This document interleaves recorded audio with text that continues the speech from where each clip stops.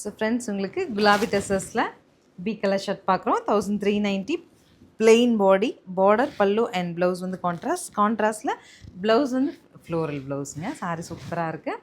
Colours பாருங்கள், பிடிச்சி எடுத்துக்கலாம். எவ்வளோ டைம் துவைச்சிங்கனாலும் கலர் ஃபேட்ஸ் வராத ப்ராடக்ட்.